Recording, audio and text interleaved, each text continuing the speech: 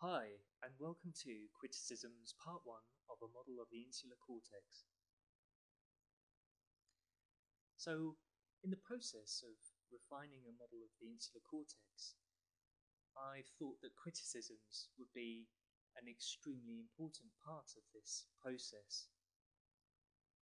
For the sake of convenience, I've divided the criticisms that are possible into 5 main categories.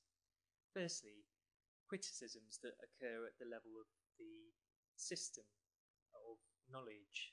So, for instance, in the area of neuropharmacology, there is already a vast body of knowledge, and the question we have to ask is, does this model fit in with what is classically thought of in that domain? If it doesn't, then perhaps we need to rethink the model. Secondly, is the model testable? Again, for practical purposes, since we want to have some benefit in the real world, this model needs to produce results which are testable.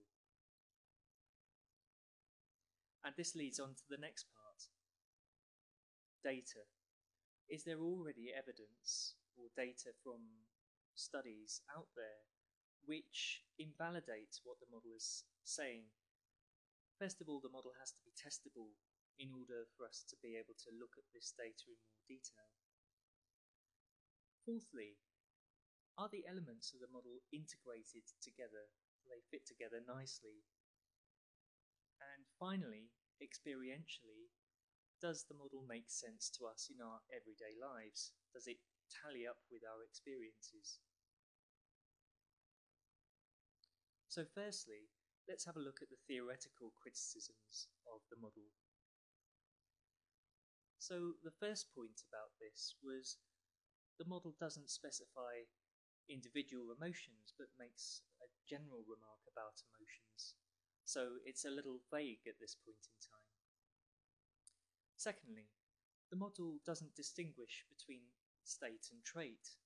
So when we have emotions, we can have them at one moment in time, or we can have a tendency to have these emotions over a longer period of time. The model at this point in time doesn't distinguish between the two. And finally, the model doesn't have any reference to the limbic system, which, from previous knowledge, has been shown to play an important part in the role of generating and processing emotions. So now on to testability. Well, the model doesn't make any reference to outcome measures.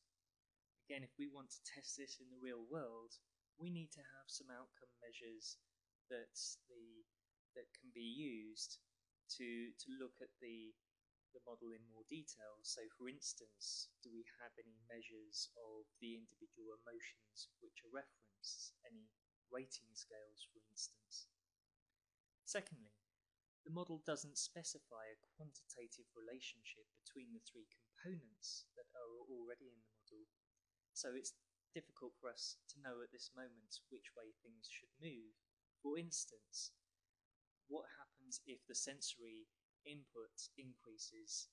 Does that result in an increase in the emotional sensation?